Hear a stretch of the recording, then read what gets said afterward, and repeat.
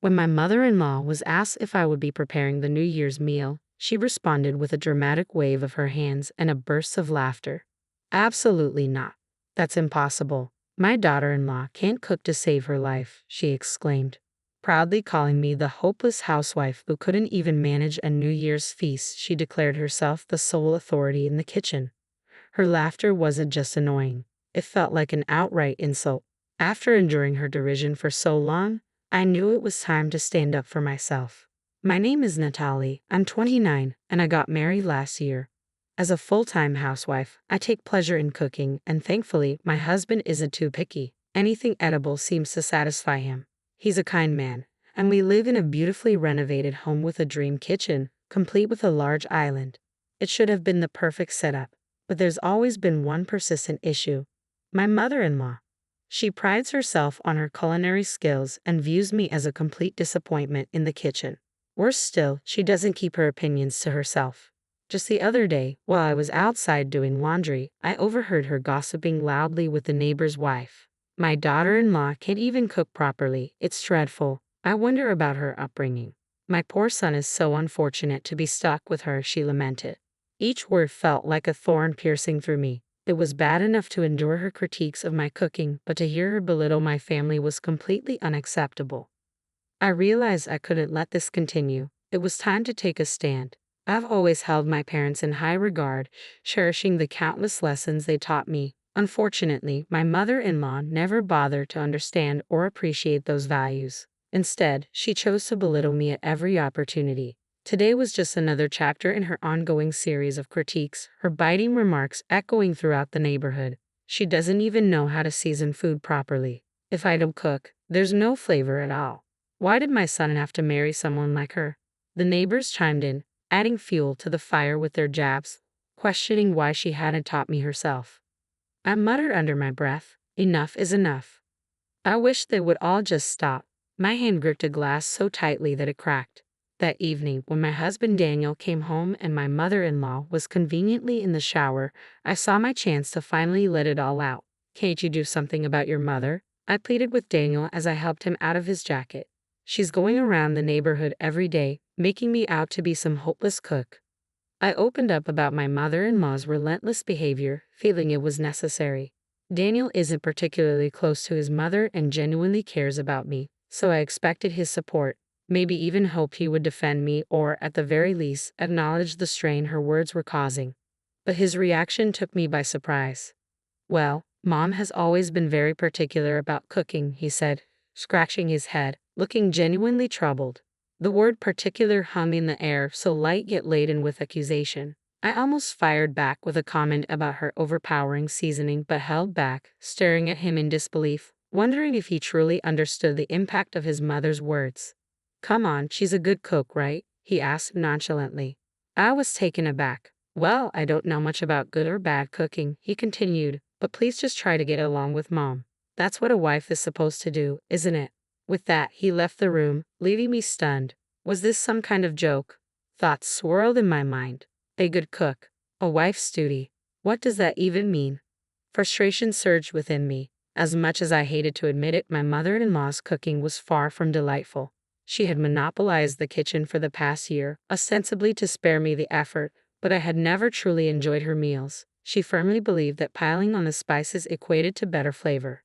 Daniel, raised on those robust tastes, always finished his plate without a word of complaint, but for me, eating such heavily spiced food was a daily struggle.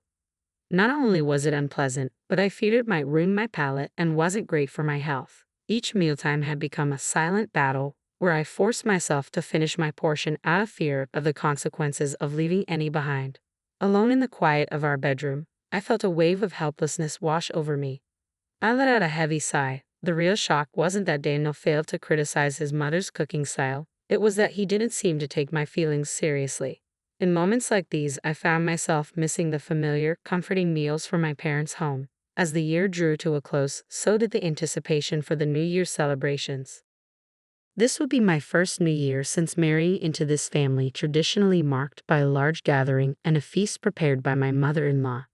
However, instead of joy, I felt a sense of dread as I pondered how to navigate familial expectations and the overpowering flavors that had become a regular part of my life. When Daniel casually mentioned that it was customary for the family to gather and enjoy the feast prepared by his mother for New Year's, I couldn't help but silently question the tradition.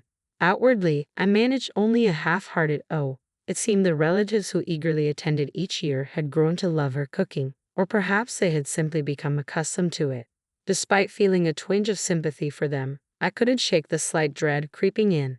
Even though my mother-in-law frequently criticized my supposedly bland culinary skills, my parents had instilled a strong confidence in my cooking abilities. I secretly longed to cook for everyone and maybe even introduce some subtler flavors to Daniel's palate. With newfound resolve, I decided it was time to discuss the New Year's feast with my mother-in-law. As she bustled around the kitchen, pulling out large plates and pots, I seized the moment. "I'd like to help with the New Year's feast," I ventured, hoping to contribute to the upcoming celebration. But as she turned to face me, her expression was one of immediate dismissal. "Natalie, you can't even cook properly. How can you prepare food for the New Year's celebration? We'll have not just our family, but all the relatives over. You know that, right?" she retorted. "But I'm part of this family now. It's my duty as a wife to contribute," I insisted, determination rising within me.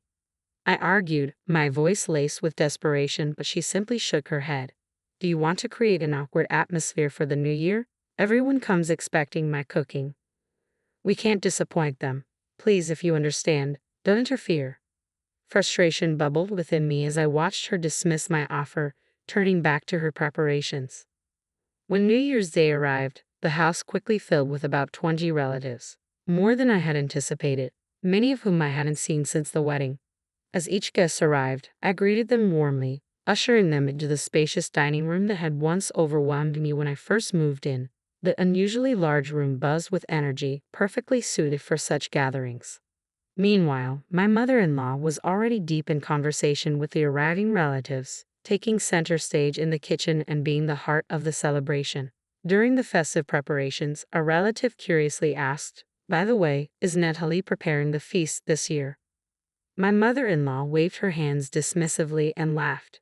"That's impossible. My daughter-in-law can't cook at all. She's a hopeless housewife who can't even manage a New Year's feast. I handle all the cooking around here," she declared.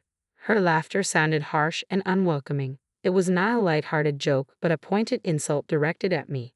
At that moment, I reached my breaking point. "Mother-in-law, please let me prepare the New Year's feast this time. If it doesn't turn out well, you can always make a palate-cleansing dish," I suggested, breaking the tense silence that ensued. After a brief pause, the room began to buzz with whispers from the relatives. "Well, I certainly don't want a disappointing meal, but they say practice makes perfect, right?" my mother-in-law said, her tone conceited yet reluctantly acknowledging the shifting tide of opinion among the relatives in favor of giving me a chance. "All right, fine. If it doesn't work out, Freda can step in," she added. "Very well then, Nat, you can take the reins this year," she stated, her words tinged with reluctance. "But remember, I can always step in, ladies and gentlemen, so indulge this hopeless housewife's whims for once," she announced, her tone dripping with patronization. But with my heart swelling with pride and determination, I was ready to showcase my cooking skills to everyone. This was my chance to change their perceptions. I poured my heart into preparing the meal, and as I presented the beautifully arranged feast on a large platter, exclamations of admiration filled the room. "Wow, the meal turned out perfectly. It looks delicious. Well done, Natalie. This isn't something just anyone could pull off," they praised enthusiastically. Amidst their compliments, my mother-in-law, who had just returned from shopping for her so-called palate-cleansing dish, glanced at my spread. "It looks all right, I suppose, but it's probably bland," she remarked, emphasizing the word probably and clearly reluctant to acknowledge my success. Ignoring her comments, I focused on distributing paper plates and forks to the relatives, encouraging them to enjoy the meal. Meanwhile, my mother-in-law hurried back into the kitchen to prepare what she deemed necessary, keeping a watchful eye on us as if expecting to intervene at any moment. The relatives tentatively began sampling the dishes I had prepared. As I watched the guests sample the dishes, a murmur of approval began to build. My mother-in-law, not one to miss an opportunity, chuckled with apparent satisfaction and announced loudly, "See? I told you this is why she's the incompetent daughter-in-law. She turned to the crowd, adding, "You don't need to force yourselves. I'll prepare the palate-cleansing dish right away." Tom dripped with triumph, as if she expected to salvage what she assumed would be a culinary disaster. However, her satisfaction was quickly overshadowed by the sounds of genuine delight coming from the dining room. "This is the first time I've tasted New Year's food this delicious. It's like something from a fancy hotel." "Natalie, where did you learn to cook like this?" exclaimed one of the relatives, their praise electrifying the atmosphere. Amidst the lively crowd, my mother-in-law stood momentarily stunned into silence by the unexpected approval. With everyone's attention now on me and none on her, I felt a surge of confidence. It was the perfect moment to reveal my background. "I grew up in a family that is deeply passionate about food," I began, my voice steady and clear. "My family owns a renowned French restaurant celebrated for its authentic cuisine and even recognized in the Michelin Guide. My father is the fifth generation overseeing culinary operations, and my mother, from a long lineage of chefs, supports him wholeheartedly. From a young age, I absorbed the art of cooking by observing my parents, honing my skills as they expertly crafted every dish. By the time when I was in upper elementary school, I earnestly learned the art of cooking from my parents. Although my brother is poised to inherit the restaurant, the culinary knowledge they passed down remains a deep source of pride for me." This revelation shifted the atmosphere in the room, further cementing my newfound respect among the relatives and leaving my mother-in-law to contemplate the unexpected turn of events.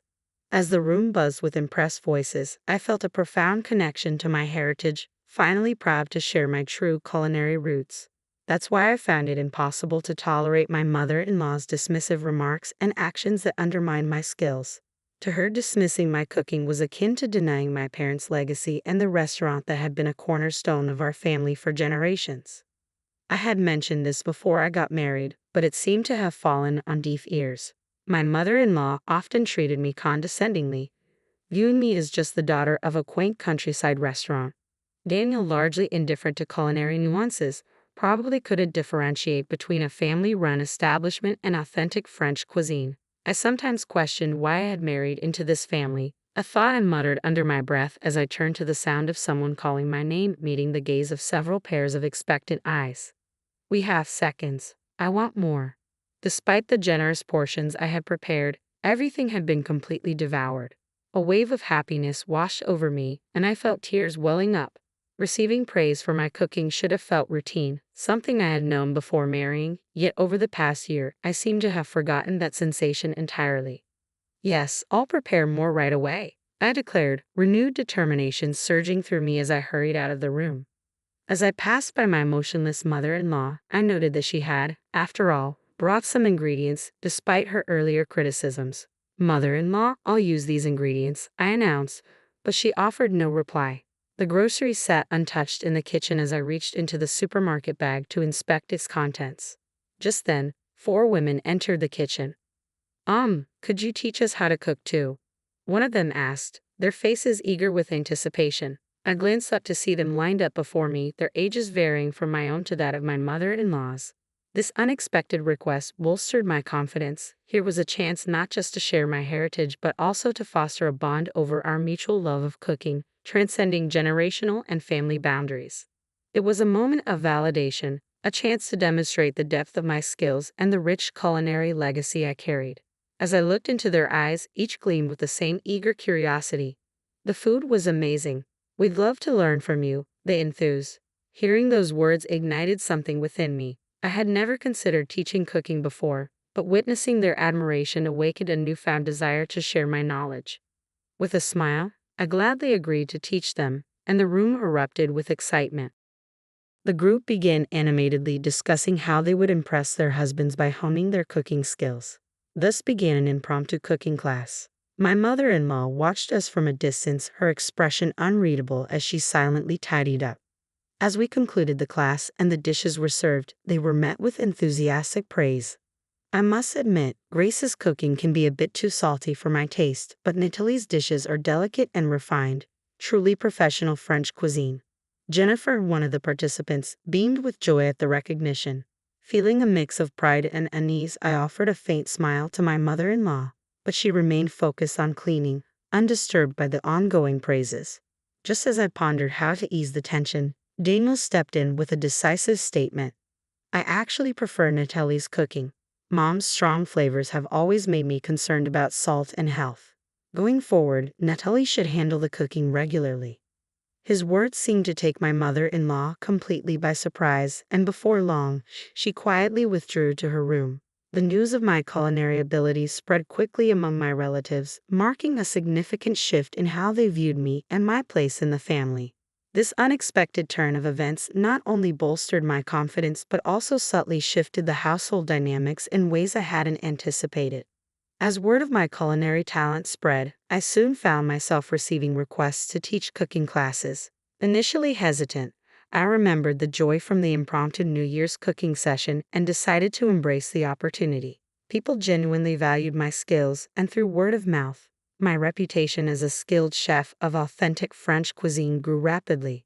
Before I knew it, I was featured in media outlets and celebrated as a housewife renowned for her cooking. Requests for my classes began pouring in from all over the country. Life, I learned, is wonderfully unpredictable. This unexpected journey even led to a feature about me in a prominent cooking magazine. In the article, I spoke about my culinary heritage and my father's influence on my skills. As for my mother-in-law, who had once spread less than flattering rumors about my cooking abilities, she ceased commenting on culinary matters altogether after the shift in family and public opinion.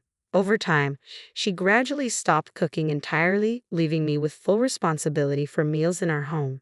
Despite the increased busyness, we now live together peacefully, a significant change from our earlier days.